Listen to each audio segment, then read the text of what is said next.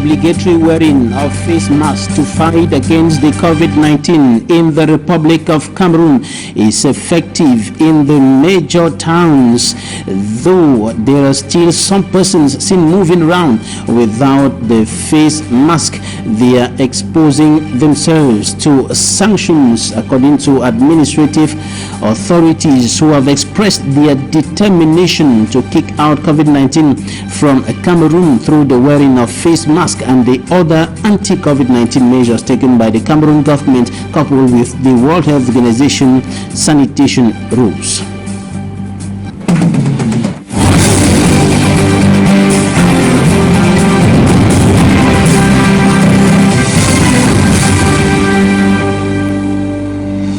Thanks, dear viewers, for joining us in this edition of the Primetime Newscast on Equinox Television, live from our headquarters in Cameroon's economic capital, Douala. I am Bable Jonathan. We're going to begin right away in the nation's political capital, Yaoundé, and we're talking about the obligatory wearing of face mask in public places and public institutions. It is effective in Cameroon's political capital, Yaoundé, moving through the streets of Yaoundé and visiting some some public institutions in the town.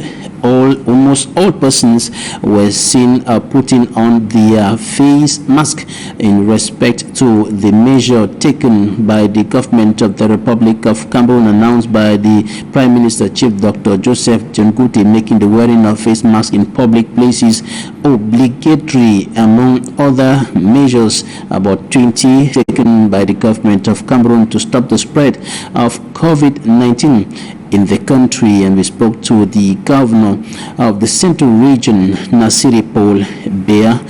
Listen to him in this extract selected by Marcelin Gansop in Yaoundé. I was glad when I made a brief tour around the town to notice that most of the people are wearing masks. And given that most of the people who are outside go out for specific activities. And so we had already established it in our own service, but now we are happy to know that more than 90% of the population is already wearing masks, and this will go a long way to hamper the effects on the propagation of this pandemic. And equally, we want to advise those who are selling most of the locally made masks to know that they have to be able to put in place a system where people will measure just once, because when they measure and keep back and remeasure, it is already a source of contamination. Thirdly, we want to inform the public as a whole, especially not to be throwing this mask when they have used, especially the imported ones, along the gutters or the drainage or in town, because it is a source of contamination, and it can equally be a source where it will go into block the drainage of water passage in town. So we have instructed the regional delegate of environment with some volunteers to come up with a study on how to be able to carry away these materials after usage, because if you are not able to put them in the dustbin put in place by Hizakam, we should look for another mechanism for people to be able to do this. Thank you very much. The governor of the Central Region, Paul Bea, speaking there, and the wearing of face mask, the obligatory wearing of the face mask, is equally effective in the country's economic capital, Douala, though many people are still seen moving around without the face mask as instructed by the Prime Minister Chief Dr. Joseph Tiongute to fight against the COVID-19 pandemic that continues killing people in the Republic of Cameroon. More deaths have been recorded, more confirmed cases have been recorded at these as days go by, despite government's offensive or fight against the coronavirus. And law enforcement officers have been moving around the town of Douala to enforce the respect of that decision taken by government to bar the way to COVID-19. Reports. The compulsory use of face masks as additional measures put in place by the government of Cameroon to prevent the spread of the coronavirus in the country has gone operational across the national territory. In some major neighborhoods in Douala on Monday, a great number of persons could be seen respecting a new dressing code. But the quality of some of the masks worn by city dwellers is questionable. It's due to the condition, but I think with this one that I have, I protect myself, so things are not moving. So for me, the little that I have, I reserve it for the fuel and also for the family in the house. So I prefer using this before seeing how things will be ahead. I do have a face mask, but the problem now is I am not using the required face mask. It is because I don't have the financial means to acquire them. Health experts say the required face masks are supposed to be changed after 3 hours. But can Cameroonians afford for face masks that cost 3,000 CFA francs, an amount we are unable to make daily?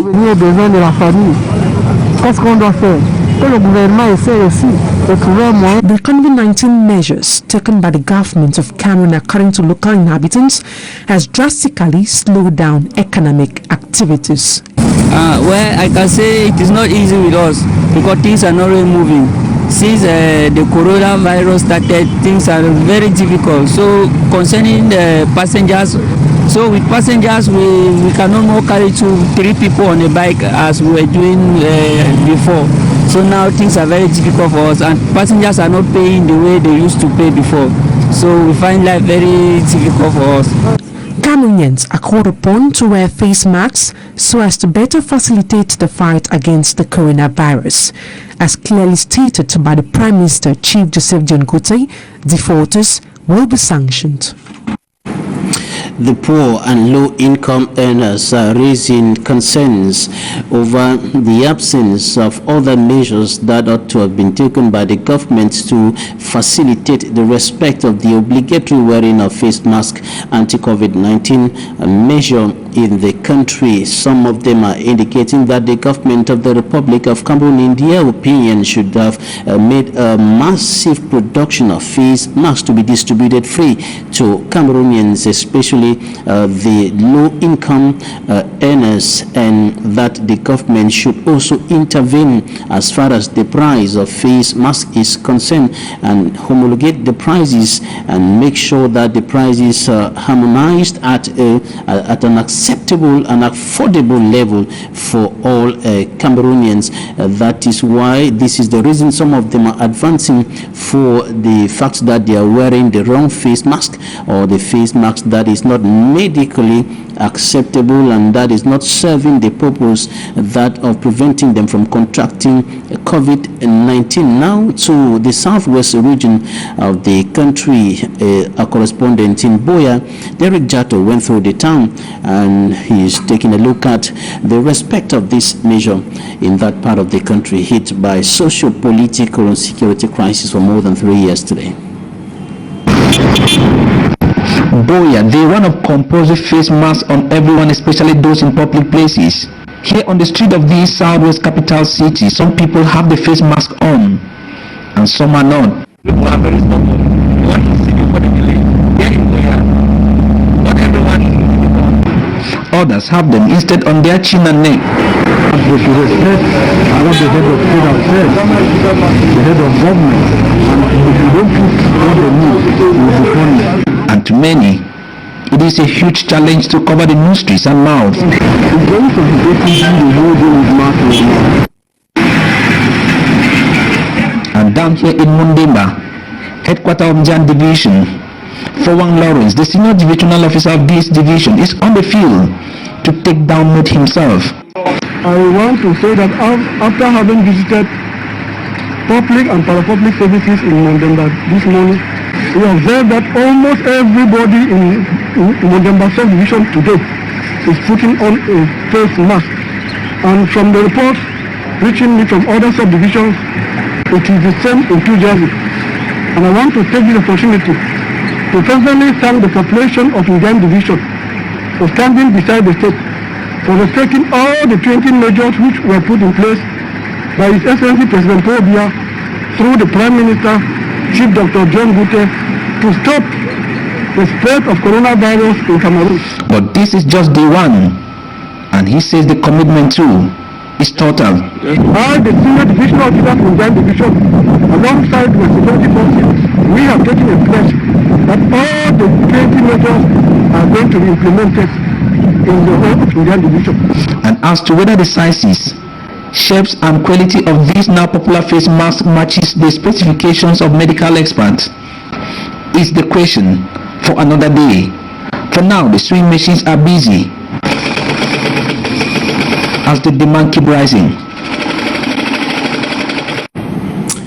Some inmates of the Yaoundé Central Prison went on a rampage today over concerns related to the COVID-19. Many of them were expressing anger and fear over a possible outbreak of COVID-19 in that incarceration center. It should be recalled that political and civil society leaders in Cameroon have been calling on the Cameroon government to liberate all the persons being detained in the different incarceration centers across the country to avoid a catastrophic situation that could erupt or could be provoked by a possible coronavirus case in one of those incarceration centers. And with regards to the overcrowded nature of prisons in Cameroon, political and civil society leaders think that if there were to be a single case of COVID-19 in one of those detention centers, the situation is going to be catastrophic. And some of the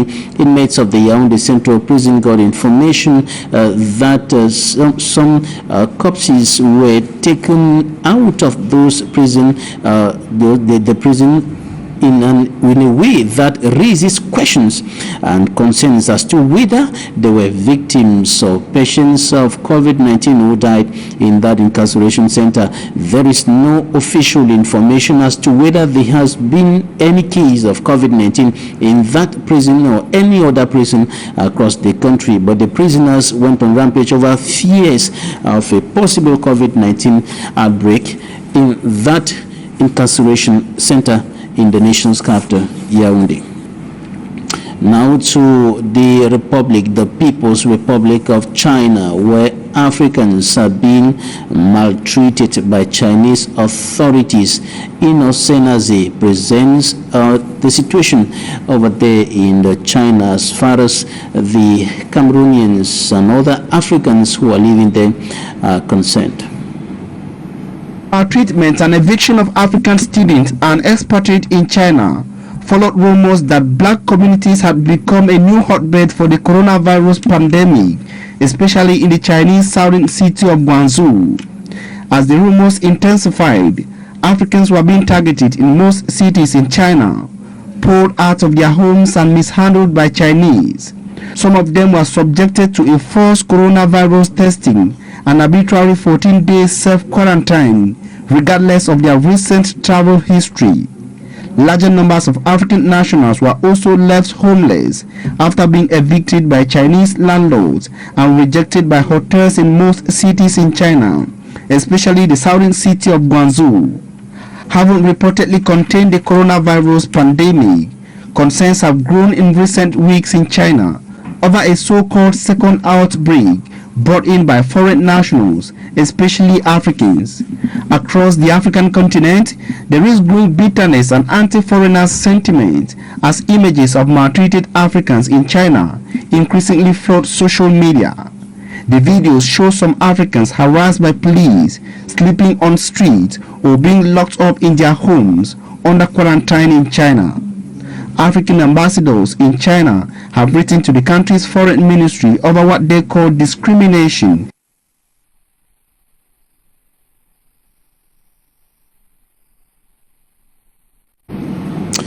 One of the vice presidents or former vice presidents of Cameroon's lower house of parliament, Honorable Joseph Mbandan, is no more. He died earlier today in Yaoundé at the age of 65. He was a member of parliament of the Social Democratic Front for Momo in the northwest region of the country. And in the report coming up next, Inosenaze takes us down memory lane into the life of the former statesman. Do you know how many innocent souls have been killed? Honorable Joseph Mbandam was born on February 28, 1955 in Batibo Subdivision, Momo Division of the Northwest Region. Mbandam graduated from the University of Yaoundé. He was a visiting lecturer at the Faculty of Law of the University of Yaoundé from 1988 to 1992. Before his death, he was advisor on legal and judicial matters of the National Financial Credit Bank and chair of the Union of Cultural and Development Association of Momo Division. He was a practicing Pentecostal Christian and married. The father of 4 children, joined the SDF party and became member of the National Executive Council since 1991. Joseph Mbandam later became Member of Parliament for Momo West constituency following the May 17, 1997 parliamentary elections in Cameroon that saw the SDF win 43 out of 180 seats at the National Assembly. He was Vice President at the National Assembly until his parliamentary career ended following the March 22, 2020 defeat. Honorable Joseph Mbandam, from birth of the Anglophone crisis in 2016 to its escalation to an armed conflict till present, joined his comrades and in synergy defended interests of Anglophones in Parliament, away from secession but demanding a 10-state federation. He joined his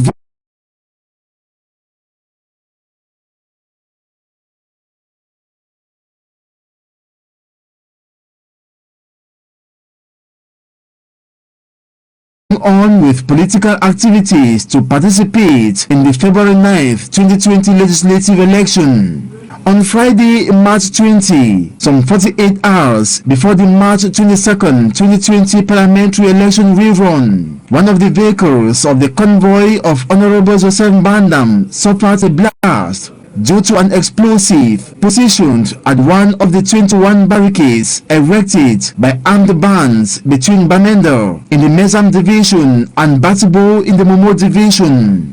At least 6 persons were seriously injured, but Honorable Joseph Mbandam came out physically unhurt. Mbandam was part of the April 3rd press conference in Yaoundé granted by Honorable O.C. Joshua, first Vice President of the Social Democratic Front Party, during which he recounted the events surrounding the March 22nd election rerun in over 10 constituencies in the Northwest and Southwest regions. Honorable Joseph Mbandam, who sat next to O.C. Joshua, looked dejected following the defeat that put an end to his parliamentary career.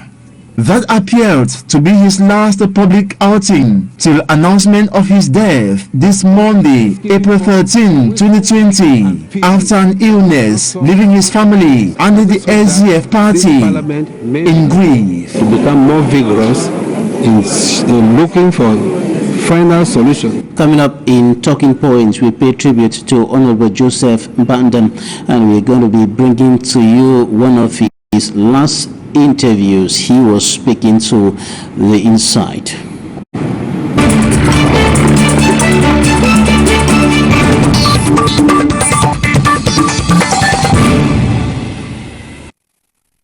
Our guest is one of those who have been very outspoken, very vocal on the Anglophone crisis and other issues of national interest in the Republic of Cameroon. He is one of those who have been pressing for the Anglophone crisis to be discussed in a parliament. He is a member of Cameroon's lower house of parliament and the Pan-African Parliament. He is also a barrister at law.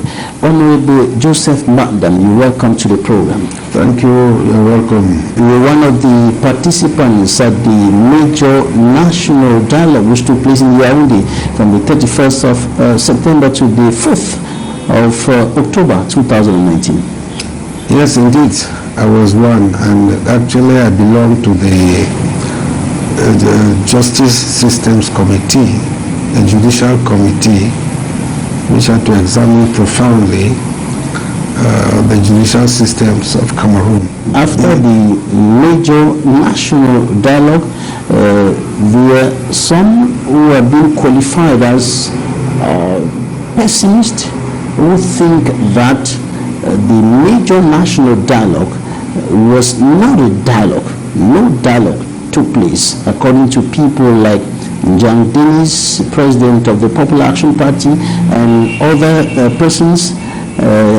And some also think that it was a waste of time and state resources. Some think that even the major outcome of that major national dialogue, the special status, is not going to change anything. It's going to be a failure. I know that the war is going on. The war is still on. The point is that what we agreed out of the dialogue has not started bearing fruits. But let me start by first saying that we of the SDF, we had to go for the dialogue because we called for an inclusive dialogue. We wrote to the President of the Republic. We demonstrated in many respects and areas that dialogue was of essence. And so when it was convened, it was but natural that we had to go in order to prove it as working or not working. If we did not go, everything that would go wrong would be attributed to those of us who refused to go.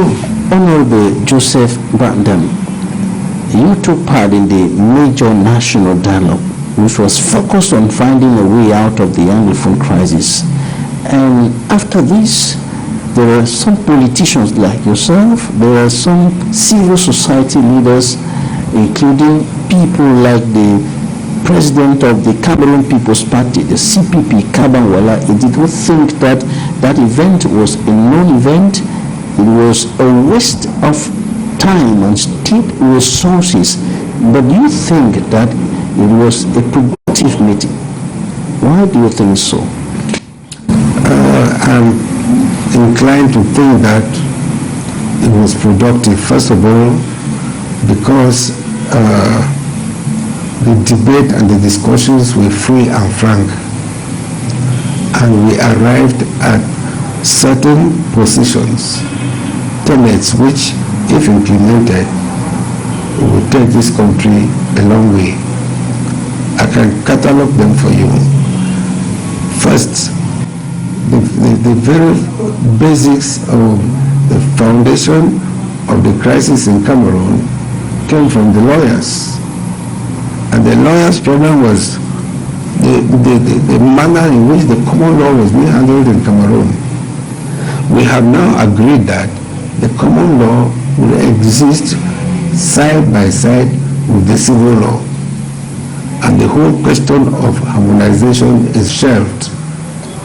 In fact, we have had to shelve what they were calling the family law code and the civil procedure code.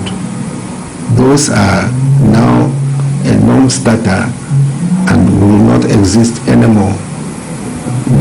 We have had to accept that the common law needs a law school in the context of the English legal system, not the so-called école d'études juridiques that was being parodied around in French. We've agreed on that.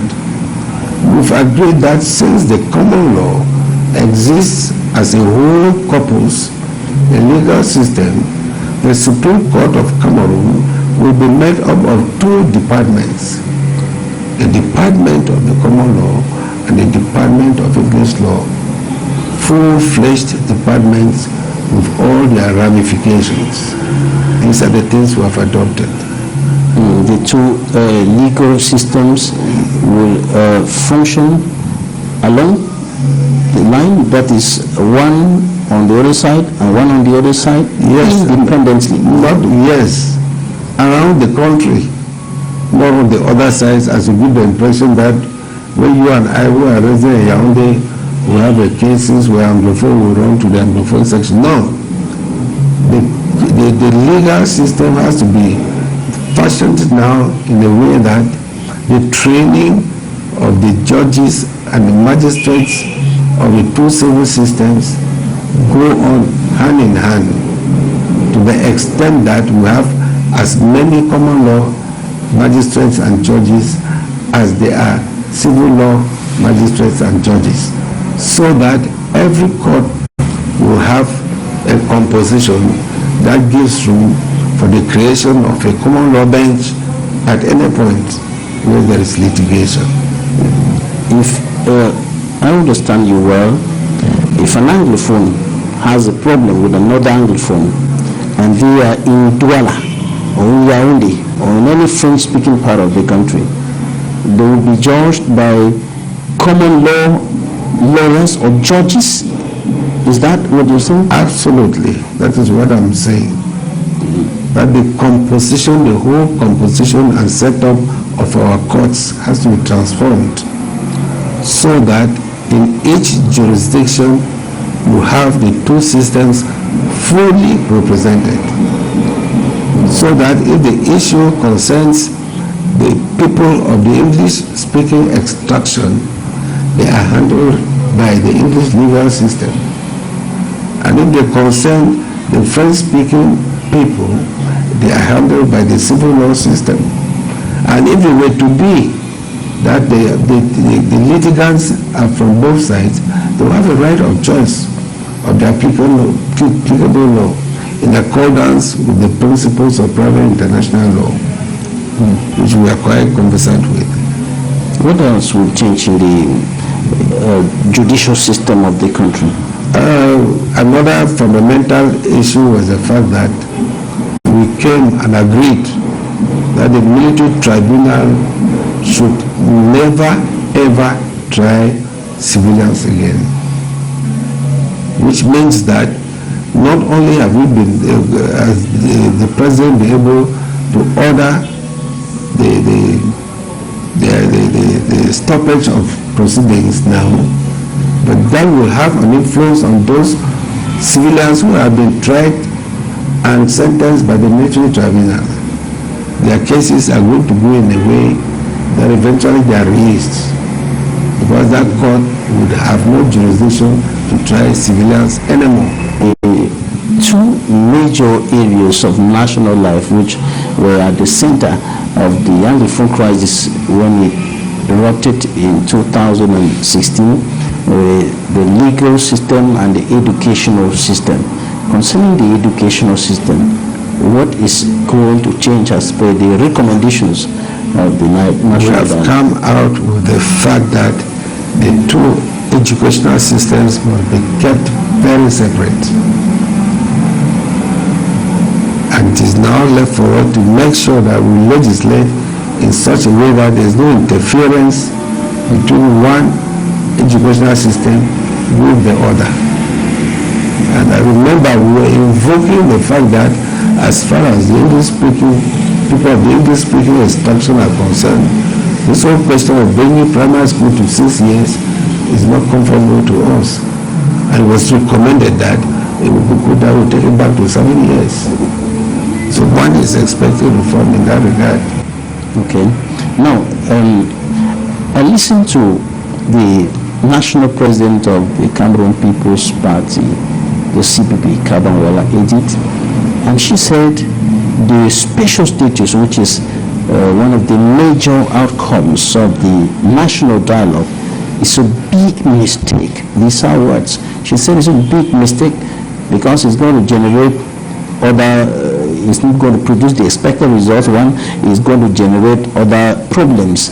For example, we have the Grand North already requesting for its own special status and so on. We say attend the dialogue. I want to know whether I don't like to, polemic with people who did not attend the dialogue and leave the events. The special status, first of all, comes logically. Anglophones, Cameroonians of English extraction, that we are. We're first of all asking for a two-states federation, a return to the 1961 situation, a condemnation of the illegal referendum that took place in Cameroon in 1972, and abolish the federal constitution, because these two entities came together to form Cameroon. And in asking all that, we were clear that we need a restoration, go back to where we started after Fumban and the plebiscite.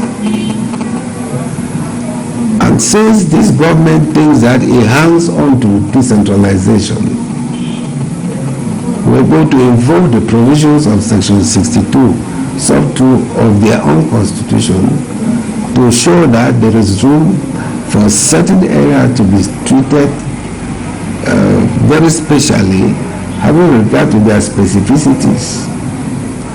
And the specificities that Anglophones have, or the Northwest and Southwest region have, is that they have a total different heritage, cultural-wise, educational-wise, and legal-wise. And for that reason, we have explored around the world to see there are as many special status territories around the world. And your political party thinks that the example of Quebec is the best example that speaks to the Northwest and the Southwest? Yes, the examples, yes, having analyzed all, we have about 51 in Africa. That's what Cameroonians don't know. That we have such territories. There are about 51 in Africa. Look at Tanzania and Tanganyika. Let me just give you an example like that. Belief is a nation within a nation. Tanganyika is a nation within Tanzania. And when you look at with a special status, yes, special status, system in place, a special system in place.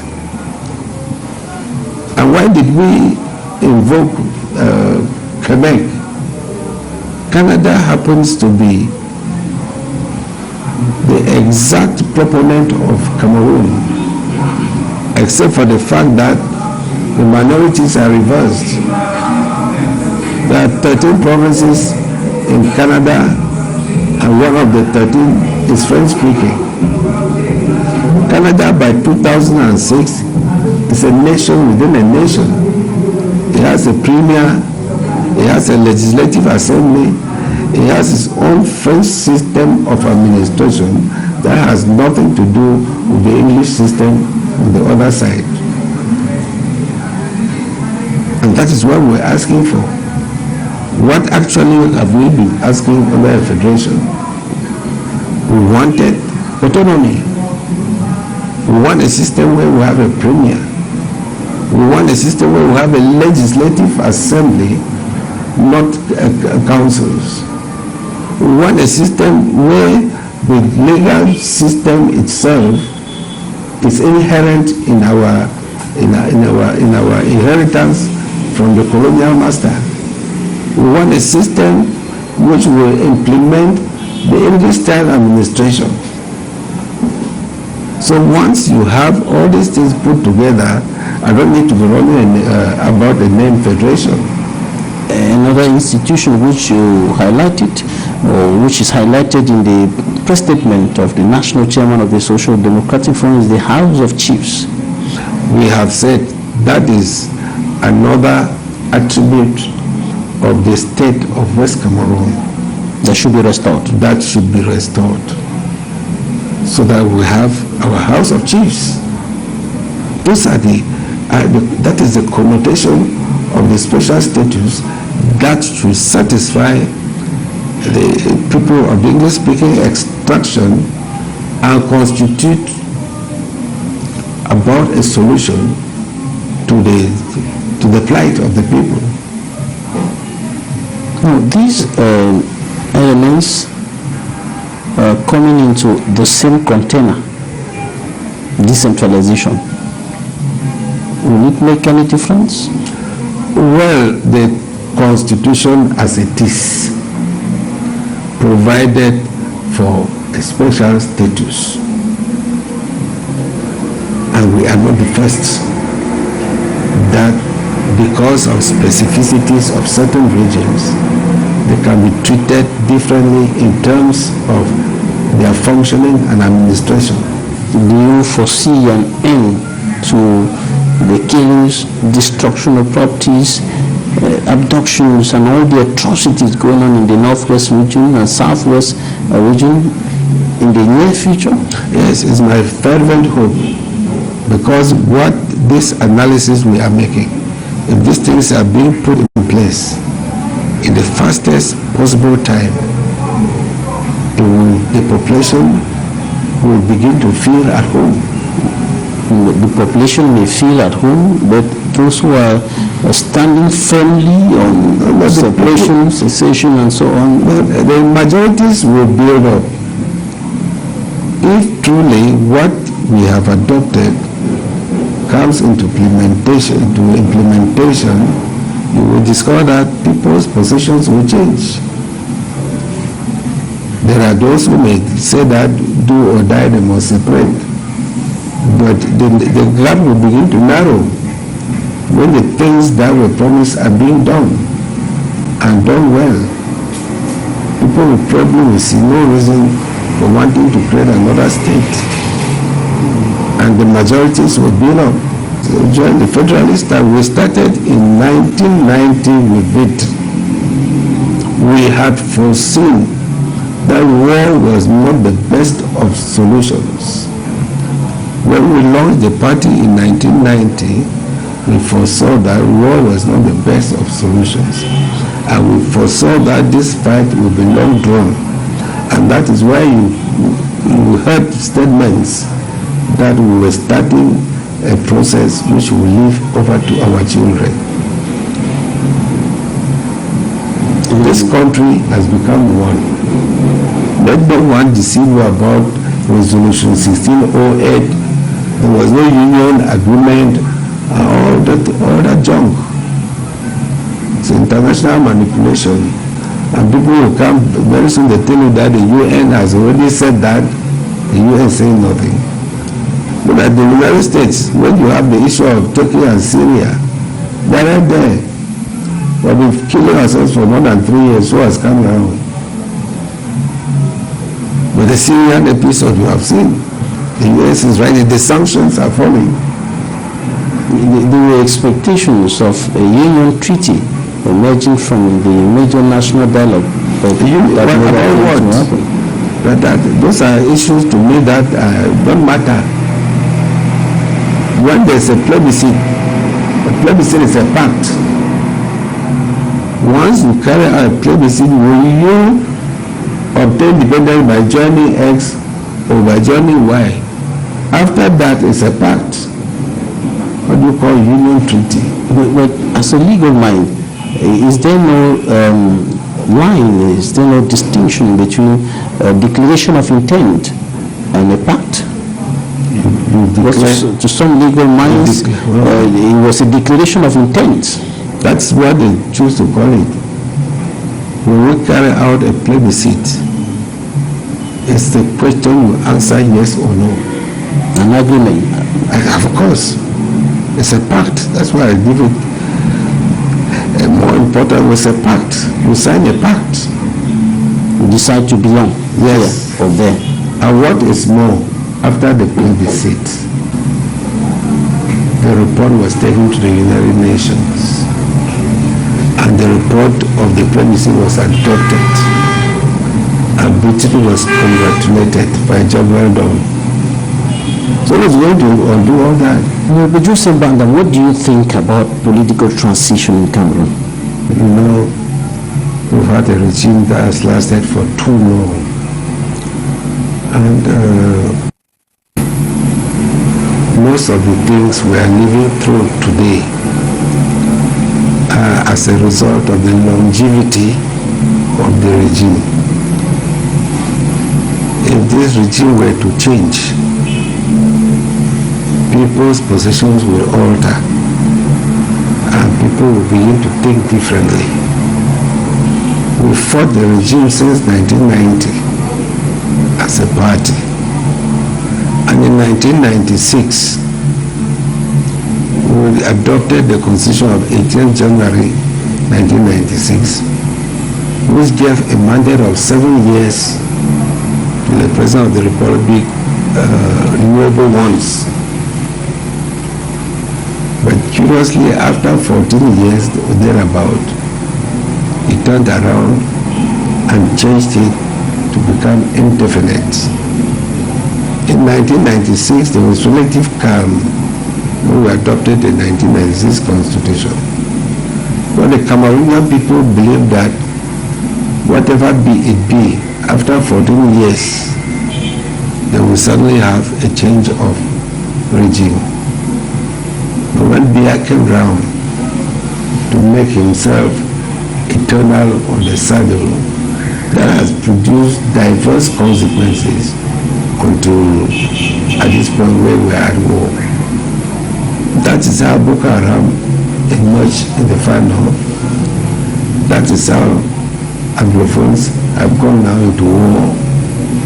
And that's how he declared war on Anglophones. And as long as he is in the saddle, things are very likely to continue to worsen. Even though schools aides have said on several occasions that the head of state never used those words, declaration of war on Cameroonians. No, he did. He did. On the 30th of November, I heard, it's on record,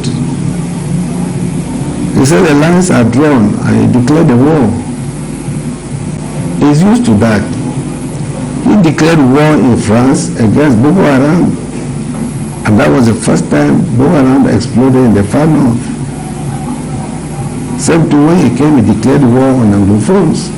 And the situation exploded. I remember this war in the Anglophone zones started as a war of self-defense. It was because the people said they want to defend themselves from the war that we declared on them. So why should people, it was not something said in a box. It was public at the airport. He was coming back from Abidjan on the 30th of November. So there's no doubt about that. So you were saying there is a need for a political transition in Cameroon?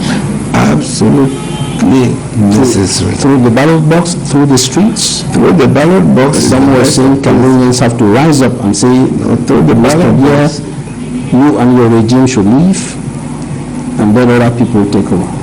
Through the ballot box is the best choice, the choice of the SDF. So there are many things that actually should go on for an election to properly take place in Cameroon. And in the two former federated states, with equal vehemence, NDAM has to be refurbished and reformed.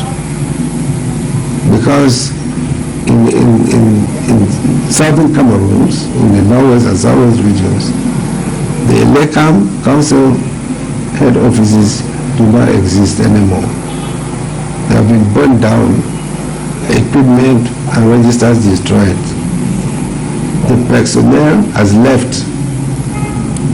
Not only left the various councils, but many more have gone beyond Cameroon through Panama to the United States.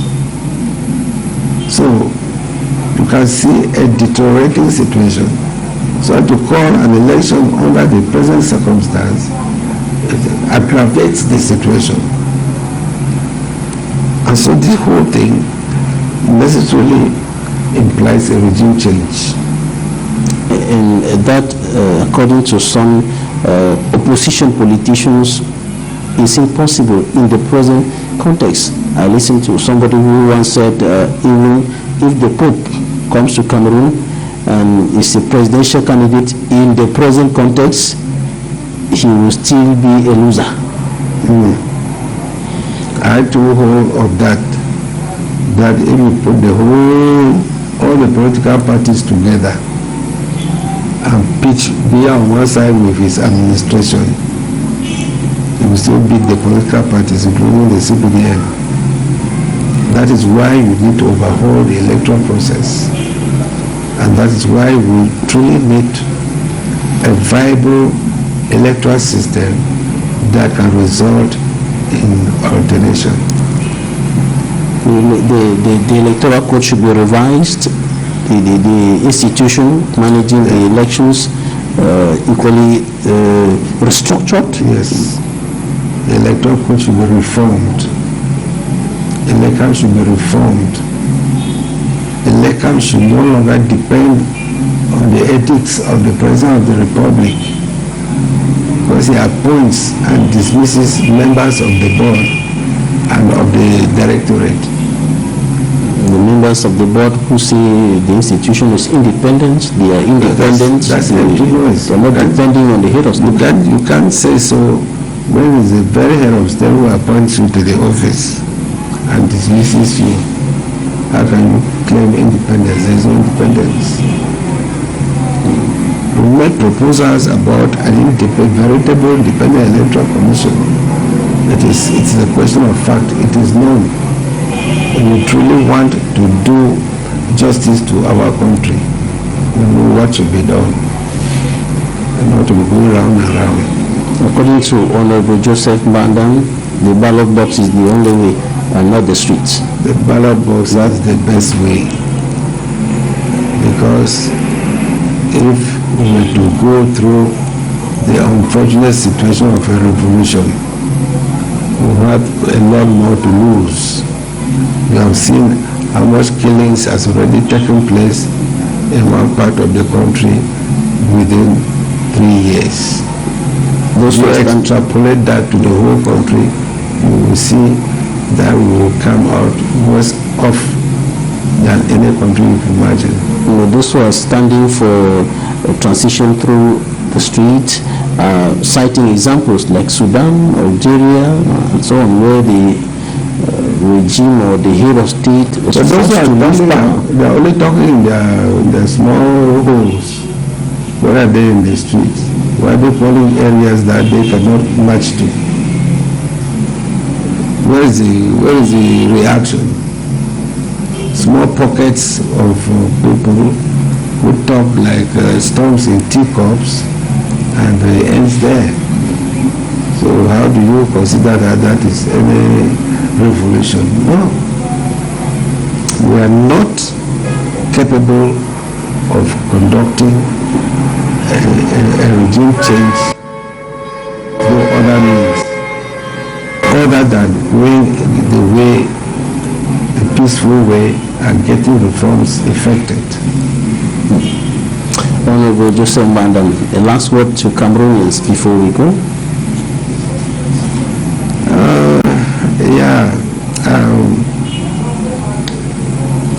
I've served Cameroon as a parliamentarian since 1997. I won elections consecutively 4 times for 5-year mandates. I foresaw the hell into which our country was drifting. I articulated issues both nationally and internationally concerning the fate of our country. The Anglophone crisis is not a thing of today. It's a crisis that has lasted over the years, and the government will not pay a listening ear. Now we have come to the crossroads where we are killing our own children. All I need to tell Cameroonians is that this dialogue, which has come by, we should join hands to make sure that the recommendations and resolutions as were adopted are implemented so that we could make a step forward. I essentially forgot one essential aspect, the question of double nationality. which you know we adopted too. We will be legislating on it so that our diaspora should be able to participate in the development of our nation. You remember we also even agreed that the name of this country should go back to the United Republic of Cameroon. All these things are on record and on paper. And it is my urge to all Cameroonians to be alert, be on the alert, and see how you can sustain us during the November session to see how much of the implementation we can carry out in respect of the decisions that were taken at the dialogue.